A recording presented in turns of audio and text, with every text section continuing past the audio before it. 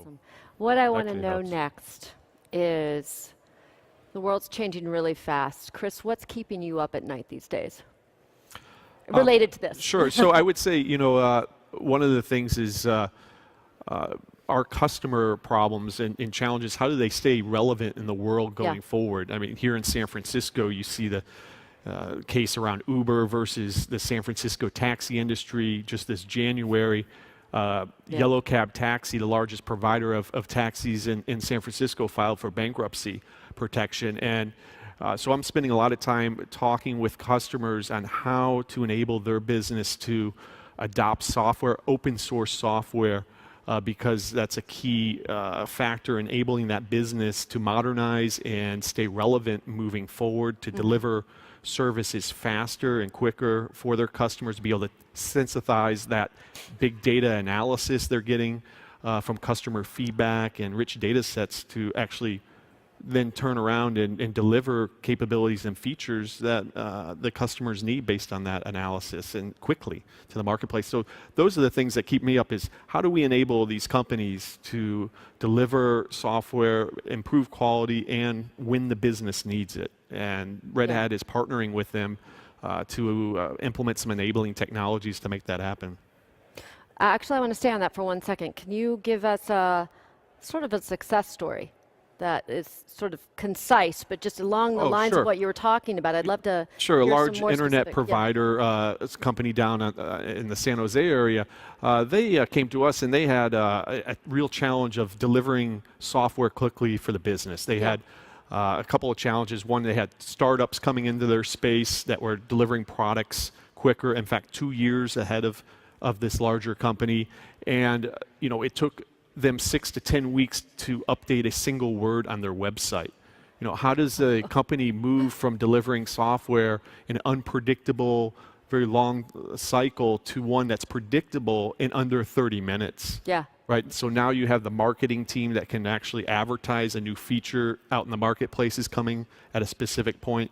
And then the finance department can actually predict revenue accurately around that feature introduction. So we're seeing a complete shift in the mentality in IT to not become the bottleneck, but actually be the enabler for the business to deliver when the business needs it. And when that happens, IT becomes a strategic differentiator rather than a cost center. Sure, absolutely. Very good point. Michael, same question. So what's keeping you up at night? It's probably security management. With the Internet of Things, and in particular with medical devices nowadays moving to having a lot of software and outside connections and everything, and all the software having open source components. I'm really surprised and afraid when I see how few companies have processes in place to get those updates in. I mean, open source, it's easy to see where you have vulnerabilities, it's easy to monitor your problems there, and you just send updates out. You might need somebody like Red Hat or like us to help you create the updates, because open source communities might just go in and release a new version, but you need a back patch and so on. But that's all doable, that's no big deal. But an awful lot of companies doesn't have any process to roll out their own new version. Just ask all the cell phone providers that that have Android but are not served directly by Google. How long does it take them to send out security updates for the phones? And it gets worse the more things we have on the internet. Awesome. I'm going to come back to what keeps you up at night, because I think Joe has a question over here. So my name is Joe Schuler. I'm with MasterCard. And I'd like to hear some of your experience around Red Hat, especially I can remember the first time a Red Hat salesman came to the door, we kind of laughed and said, yeah, whatever, we're going to use Linux, and that's fine. But I think the interesting lesson is that you guys have persevered and are currently a partner with us. How do you draw the parallel between the churn that's going on in the open source database world relative to the open source, maybe it was more provider centric rather than different variants of Linux back in the day? So right now, a lot of the confidence that we're trying to gain around Postgres is churned up by, well, I want to use Couchbase, or I want to use other NoSQL variants or other things of that nature. Can you share your experience with Red Hat, maybe, or your experience with how that churn kind of stabilized and people became more comfortable with the adoption of your open source and how that might play out with the database space? Great question. Sorry, that's a long question. I apologize. Oh, sure. So I would say, Red Hat gained its credibility early on with the financial sector. They were the early adopter of open source, as I would see it in the marketplace. And being able to run those types of workloads on Linux gained that much credibility. And then it was the internet and the tech companies. And so the other industries, the laggards, soon hopped on board with healthcare, insurance companies, et cetera. And I think, data was probably a laggard in terms of open source adoption because it was viewed as mission critical. It was okay to move the web app and printers over to open source. And so naturally, you're seeing the adoption curve later on open source with the data, just because that's the critical nature. And reducing risk, that would be the last part that you move on. It's no different than in the, as I work with these customers who want to accelerate application delivery and containerize their applications. They're containerizing the front end and the middle tier first, and then the data is the last to move to a container. So I think it's just a natural evolution of adopting technology with the low risk elements first and then saving the higher risk for later. And I think that's why you're seeing from the database perspective.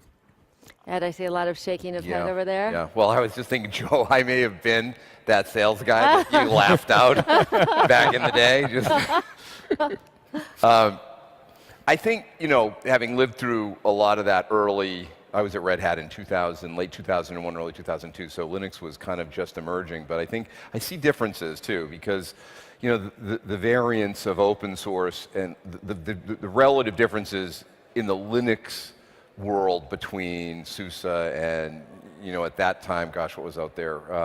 Debian and Red Hat, they were all Linux-based things, right? There was, a lot of commonality. So, yeah, there was a certain amount of confusion that people had to get over, kind of which flavor would I pick. And I agree with what Chris said. There were, patterns that emerged that made Linux much more resonant and relevant. I think in the database category, it's a little different because what you've got is, you've got technologies like Postgres, which were born of the same technology thesis that, Oracle and IBM, DB2 and other technologies come from.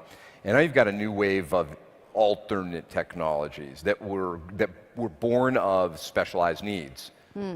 And so now you're kind of dealing with, I think, and I do believe that some of those specialized needs, there's a drive to make those more general purpose and capability.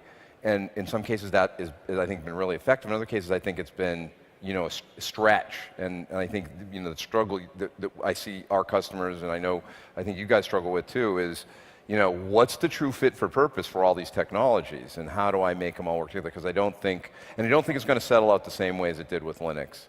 I got an axe to grind. I truly believe that Postgres plays a centerpiece role, kind of in that hybrid, that bridge thing that we talked about yesterday. I really believe that, and I think what we'll find is there are some really important specialized technologies, and they should be used exactly for that. And that the trick is going to be figuring out how to stitch them together. But I think it's different than what we saw with Linux. And certainly, in being in the category now and being in the company for over 8 years, that's more clear to me now than it ever was before.